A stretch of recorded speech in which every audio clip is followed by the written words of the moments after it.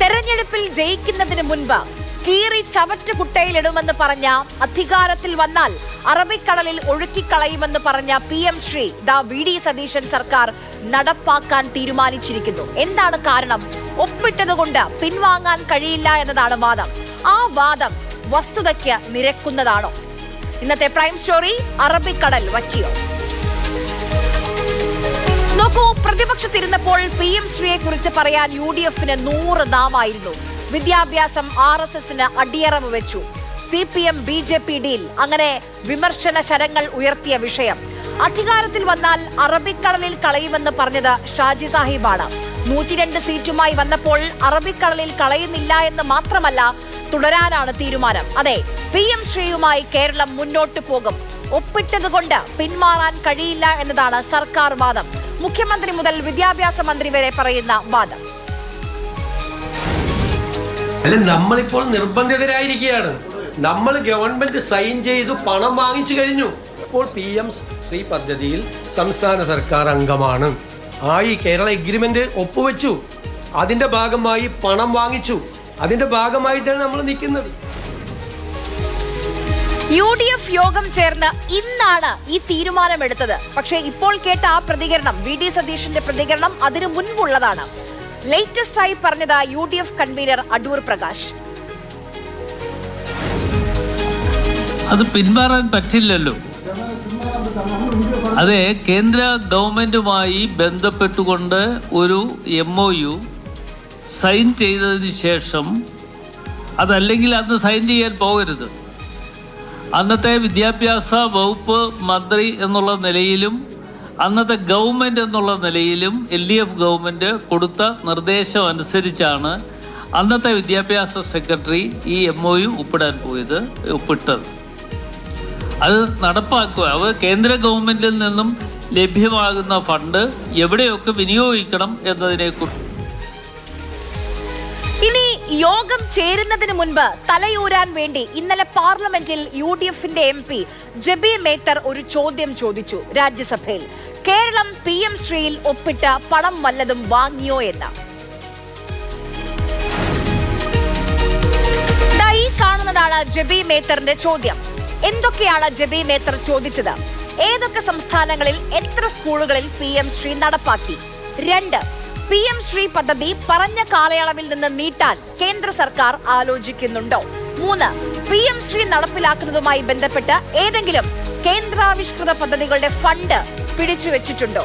4, ഏറ്റവും അവസാനത്തെ ചോദ്യം, അത് കേരളത്തെ കുറിച്ചാണ്. കേരളത്തിന് PM ശ്രീ പദ്ധതിയുടെ ഫണ്ട് അനുവദിച്ചിട്ടുണ്ടോ? ഉണ്ടെങ്കിൽ അതിന്റെ വിവരങ്ങൾ, ഇല്ലെങ്കിൽ എന്തുകൊണ്ട്? ഇതായിരുന്നു ജബി മേത്തറിന്റെ ചോദ്യം. ഇതിന് മറുപടി പറഞ്ഞത് കേന്ദ്ര വിദ്യാഭ്യാസ സഹമന്ത്രി ജയന്ത് ചൗധരിയാണ്. കൃത്യമായ കണക്ക് സഹിതമാണ് ചൗധരിയുടെ മറുപടി. കേരളം PM ശ്രീയിൽ ഒപ്പിട്ടിട്ടുണ്ട്. 2025 ഒക്ടോബർ 23-ന്. ഒപ്പിട്ടാൽ മാത്രം പോരാ, PM ശ്രീ നടപ്പാക്കാനുള്ള നടപടികളുണ്ട്. സ്കൂളുകൾ കണ്ടെത്തി നൽകണം. അതൊന്നും കേരളം ചെയ്തിട്ടില്ല എന്ന് മറ്റാരുമല്ല, കേന്ദ്ര സർക്കാർ തന്നെ പറയുന്നു. അതുമാത്രമല്ല, 99 കോടി രൂപയും 27 ലക്ഷം രൂപ അത് കേരളത്തിന് കേന്ദ്ര സർക്കാർ കൊടുത്തിരുന്നു. അത് SSK ഫണ്ടാണ്, സമഗ്ര ശിക്ഷാ അഭിയാൻ ഫണ്ടാണെന്ന് ഒരു സംശയത്തിനും ഇടവെക്കാതെ കേന്ദ്ര സർക്കാർ പറയുന്നുണ്ട് ഈ മറുപടിയിൽ അങ്ങ് പാർലമെന്റിൽ. കാലം കുറച്ചായി PM ശ്രീയുമായി ബന്ധപ്പെട്ട വിവാദങ്ങൾ തുടങ്ങിയിട്ട്.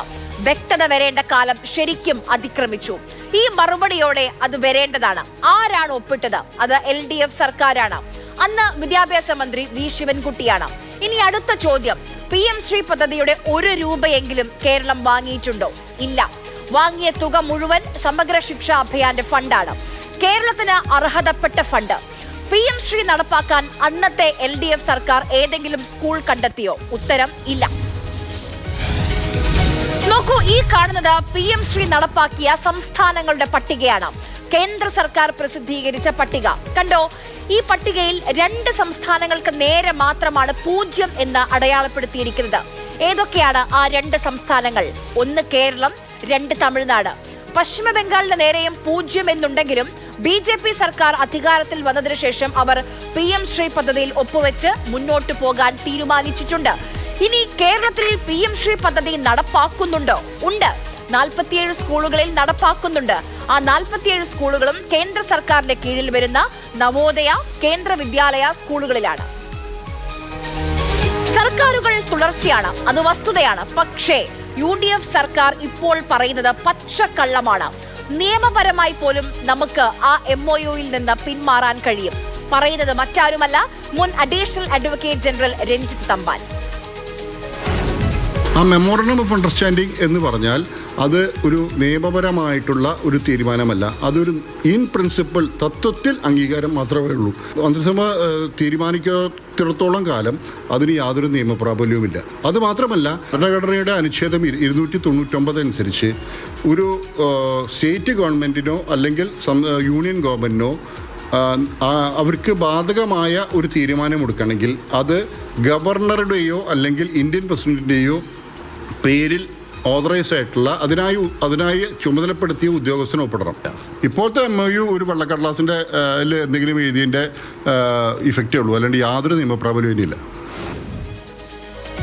നോക്കൂ, കേന്ദ്ര സർക്കാർ PM ശ്രീ പദ്ധതി ആരംഭിച്ചത് 2022 സെപ്റ്റംബർ 7-നാണ്. 5 വർഷത്തേക്കാണ് ഈ പദ്ധതി. അതായത് 2027, അടുത്ത വർഷം സെപ്റ്റംബറിൽ പദ്ധതിയുടെ കാലാവധി തീരും. 1 വർഷം മാത്രം കാലാവധിയുള്ള ഈ പദ്ധതി നടപ്പാക്കാൻ എന്തിനാണ് ഇത്ര തിടുക്കം? ജബി മേത്തറിന്റെ ചോദ്യത്തിന് മറുപടിയായി പോലും പദ്ധതിയുടെ കാലാവധി നീട്ടുമെന്ന് പറയുന്നില്ല കേന്ദ്ര സർക്കാർ. ഈ ഘട്ടത്തിൽ അങ്ങനെ ഒരു ആലോചന പോലും കേന്ദ്ര സർക്കാരിനില്ല എന്ന് വ്യക്തം. പിന്നെ എന്തിനാണ് ഈ തിടുക്കം?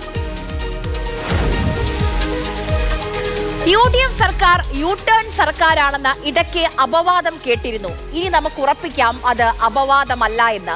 പഠിച്ചു പറയുന്ന ആളാണ് ഇന്നത്തെ മുഖ്യമന്ത്രി, നമ്മുടെ VD സതീശൻ. അതുകൊണ്ട് PM ശ്രീയിൽ അദ്ദേഹം അന്ന് പറഞ്ഞതും പഠിച്ചിട്ടായിരിക്കുമല്ലോ.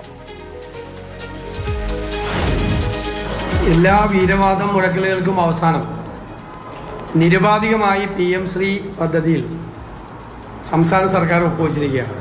ഈ പണ്ട് CPM BJP ബന്ധത്തിൻ്റെ ഇടനിലക്കാരനായി പ്രവർത്തിച്ചത് ശ്രീ M ആണ്. ഇപ്പോൾ CPM BJP ബന്ധത്തിൻ്റെ ഇടനിലയായി പ്രവർത്തിക്കുന്നത് PM ശ്രീയാണ്. അതാണ് വ്യത്യാസം. RSSൻ്റെ അജണ്ട, പൊളിറ്റിക്കൽ അജണ്ട അടിച്ചേൽപ്പിക്കുകയാണ് ഇതിലൂടെ. ഈ പദ്ധതി കൺകറന്റ് ലിസ്റ്റിലുള്ള സംസ്ഥാനത്തിനും കേന്ദ്രത്തിനും തുല്യ അധികാരമുള്ള വിദ്യാഭ്യാസ കാര്യത്തിൽ സംസ്ഥാനങ്ങളുടെ മീതെ കേന്ദ്രത്തിൻ്റെ നയം അടിച്ചേൽപ്പിക്കാനുള്ള ശ്രമമാണ് എന്ന് പല പ്രാവശ്യം ആവർത്തിച്ച് ആവശ്യപ്പെട്ടിട്ടുണ്ട്. അത് ഇന്നത്തെ മുഖ്യമന്ത്രി. ഇനി രമേശ് ചെന്നിത്തല, ഇപ്പോഴത്തെ ആഭ്യന്തരമന്ത്രി, PM ശ്രീ പദ്ധതിയിൽ പണ്ടേ തൂഫാനായിരുന്നു. ഇത് BJPയും CPM തമ്മിലുള്ള അന്തർധാരയാണ്. അതിൻ്റെ അടിസ്ഥാനത്തിലാണ് PMC പദ്ധതി ഒപ്പിട്ടത്. ഇവരേതായാലും റദ്ദാക്കുമെന്നുള്ള വിശ്വാസമൊന്നും എനിക്കില്ല. തൽക്കാലം CPI കബളിപ്പിക്കാൻ വേണ്ടി ചെയ്തൊരു പണിയാണ്. MOU സൈൻ ചെയ്തിട്ട് റദ്ദാക്കണമെന്ന് പറഞ്ഞാൽ എവിടെ റദ്ദാക്കാനാണ്? ഇനി KC വേണുഗോപാൽ ആയിരുന്നു VD സതീശന് പകരം കേരളത്തിന്റെ മുഖ്യമന്ത്രിയെങ്കിൽ എന്നേ പിണറായി സർക്കാർ ഒപ്പിട്ട ആ MOU കീറിക്കളഞ്ഞേനെ. BJP CPM ഡീലിൻ്റെ ഓരോ ഘടകങ്ങൾ വന്നുകൊണ്ടിരിക്കുകയാണ്. അതിലൊന്നാണ് ഈ PM ശ്രീ പദ്ധതി എന്ന് കണ്ടാൽ മതി. നമ്മുടെ സിലബസിലും അതുപോലെ കരിക്കുലത്തിലും സംഘപരിവാർ അജണ്ട വെച്ച് നിർത്തുന്ന ഒരു നടപടിയെയും കോൺഗ്രസ് ഗവൺമെന്റ് സാധിച്ചു മുന്നോട്ട് പോയില്ല. ഇനി ആകെയുള്ള പ്രതീക്ഷ അത് അലോഷ്യസ് സേവറിൽ മാത്രമാണ്. കേരളത്തിൻ്റെ വിദ്യാഭ്യാസ മേഖലയെ സംഘപരിവാർ രാഷ്ട്രീയത്തിന് പൂർണ്ണമായി തുറന്നു കൊടുക്കുകയാണ് PM ശ്രീ പദ്ധതി വഴി ഒപ്പിട്ടതിലൂടെ കേരള സർക്കാർ ചെയ്തിരിക്കുന്നത്. കേരളത്തിൻ്റെ വരും തലമുറയോട് ചെയ്തിരിക്കുന്ന ഏറ്റവും വലിയ പാതകമാണ് ഈ PM ശ്രീ പദ്ധതിയിൽ ഒപ്പിട്ടത് വഴി കേരളം ചെയ്തിരിക്കുന്നത്. ഇത് വലിയ രീതിയിലേക്കുള്ള വിദ്യാഭ്യാസ മേഖലയെ കാവ്യവൽക്കരിക്കാനുള്ള സംഘപരിവാർ അജണ്ടയ്ക്ക് മുന്നിലുള്ള കീഴടങ്ങലാണ്. ഈ PM ശ്രീ പദ്ധതി ഒപ്പിട്ടത് വഴി കേരളത്തിൻ്റെ വിദ്യാഭ്യാസ മേഖലയെ തന്നെ സംഘപരിവാർ രാഷ്ട്രീയത്തിന് വിറ്റിരിക്കുകയാണ് പിണറായി വിജയൻ. അവിടെ പിണറായി വിജയൻ എന്നുള്ള പേര് ഒരുപക്ഷെ മാറ്റേണ്ടി വരുമായിരിക്കും. നേരിട്ട് കണ്ടാൽ മുഖ്യമന്ത്രി ചിരിച്ചില്ലെങ്കിലും കുഴപ്പമില്ല. വിദ്യാർത്ഥികളുടെ ഭാവിക്ക് വേണ്ടി പോരാടാൻ KSU സംസ്ഥാന അധ്യക്ഷൻ ഇറങ്ങുമെന്ന് നമുക്ക് പ്രതീക്ഷിക്കാം. പണ്ടൊരു നിലപാട്, ഇന്നൊരു നിലപാട്. അങ്ങനെയുള്ള സർക്കാരിനെ എന്ത് വിളിക്കണം? മറുപടി ഇന്നത്തെ വനം വകുപ്പ് മന്ത്രി ഷിബു ബേബി ജോൺ വക. കേരളത്തിന്റെ ചരിത്രത്തിൽ ഇതുപോലെ നിലപാടില്ലാത്ത ഒരു ഗവൺമെൻറ് ഉണ്ടായിട്ടില്ല. ഇന്ത്യ രാജ്യത്ത് തന്നെ അപൂർവമായിട്ടാണ് ഉള്ളത്. ആ നിലപാടുകൾ മാറ്റാൻ, ആ മാറ്റത്തിൽ ഒരു നാണക്കേടും തോന്നാത്ത ഒരു ഗവൺമെൻറ്റാണ്. ഇന്നലെ രാത്രി തലയിൽ മുണ്ടിട്ടുകൊണ്ട് പോയി ആ കരാർ ഒപ്പുവെച്ചിരിക്കുകയാണ് സംസ്ഥാന ഗവൺമെൻറ്. അതായത് എന്തായിരുന്നു ഇവർ ഇത്രയും കാലം പറഞ്ഞ നിലപാടുകളുടെ അവസ്ഥ? തെരഞ്ഞെടുപ്പ് പടിവാതിക്കൽ നിൽക്കുമ്പോൾ കേവലം 200 കോടി രൂപ പ്രതിവർഷം കിട്ടുന്നതിന് വേണ്ടിയാണ് ഈ നാടകം ഇവിടെ അരങ്ങേറിയിരിക്കുന്നത്. ഇതുമായി ബന്ധപ്പെട്ട ചോദ്യം ഉയർന്നപ്പോൾ CPMന്റെ സംസ്ഥാന സെക്രട്ടറി പറഞ്ഞത് എന്ത് CPI എന്നാണ്. അതിനെക്കുറിച്ച് മാധ്യമങ്ങൾ സഖാവ് ബിനോയ് വിശ്വത്തിനോട് ചോദിച്ചപ്പോൾ അദ്ദേഹത്തിന്റെ പ്രതികരണം അദ്ദേഹം കണ്ടില്ല എന്നായി. കാലം കുറച്ച് കാത്തിരുന്നതിന് ശേഷമാണ് UDF ഒരു യോഗം ചേരാൻ കഴിഞ്ഞത്. ഇന്നത്തെ UDF യോഗത്തിൽ ഘടകകക്ഷിയായിരിക്കുന്ന ഷിബു ബേബി ജോൺ ഈ വിഷയത്തിൽ PM ശ്രീയിൽ എന്തായിരിക്കും നിലപാട് പറഞ്ഞിട്ടുണ്ടാവുക എന്നറിയാൻ ആകാംക്ഷയുണ്ട്. പിന്നെ പ്രതിപക്ഷത്തിരിക്കുമ്പോൾ പറഞ്ഞതെല്ലാം നടപ്പാക്കാനല്ല ഭരണപക്ഷത്ത് വന്നതെന്ന് നേരത്തെ തന്നെ KM ഷാജി പറഞ്ഞതുകൊണ്ട് കുഴപ്പമില്ല. ഈ സർക്കാർ അധികാരത്തിൽ വന്നാൽ ഗാന്ധിജിയെ തള്ളിപ്പറയുന്ന, നെഹ്റുവിനെ താഴെ ഇറക്കുന്ന ആ പാഠപുസ്തകങ്ങളിലേക്ക് നെഹ്റു കയറി വരും, ഗാന്ധിജി കയറി വരും. CPMകാര RSSും നിങ്ങളും തമ്മിൽ ഡീലുണ്ടാക്കിയ PM ശ്രീ എന്ന പദ്ധതി വലിച്ചു ചവട്ടുകൊട്ടയിലേക്ക് ഞങ്ങൾ എറിയും. അങ്ങനെ ഒരു RSSന്റെ പാഠപുസ്തകമൊന്നും മലയാളി പഠിക്കണ്ട. പക്ഷേ മലയാളിയെ പഠിപ്പിക്കുമെന്നാണ് UDF ഇന്ന് പറയുന്നത്. എനിക്ക് തോന്നുന്നത് പഠിച്ചു പറയുന്ന നമ്മുടെ മുഖ്യമന്ത്രി BJPയുടെ മുൻ അധ്യക്ഷന്റെ വാക്കുകൾ മുഖവിലക്കെടുക്കാൻ തീരുമാനിച്ചു എന്നാണ്. 4 വർഷക്കാലം അനാവശ്യമായിട്ടുള്ള വിവാദങ്ങൾ ഉണ്ടാക്കി, തെറ്റായ പ്രചരണങ്ങൾ നടത്തി ഇടതുപക്ഷം ഇവിടെ ആ ദേശീയ വിദ്യാഭ്യാസ നയത്തെ തടസ്സപ്പെടുത്തിയത്. ദേശീയ വിദ്യാഭ്യാസ നയം നടപ്പാവുന്നതിനുള്ള ഏറ്റവും പ്രധാനപ്പെട്ട ഒരു ചവിട്ടുപടിയാണ് PM ശ്രീ പദ്ധതി എന്നുള്ളത് എല്ലാവർക്കും അറിയാം. അപ്പോൾ അതുകൊണ്ട് ദേശീയ വിദ്യാഭ്യാസ നയം അതിൻ്റെ എല്ലാ അർത്ഥത്തിലും ഞാൻ അത് ആവർത്തിക്കുകയാണ്, ആ വാചകം എല്ലാ അർത്ഥത്തിലും കേരളത്തിൽ നടപ്പാവും. K. സുരേന്ദ്രൻ നടപ്പാകുമെന്ന് പറഞ്ഞു. VD സതീശൻ അത് നടപ്പാക്കാൻ പോകുന്നുവെന്ന് UDF യോഗം ചേർന്ന് ഇന്ന് തീരുമാനമെടുത്തിരിക്കുന്നു.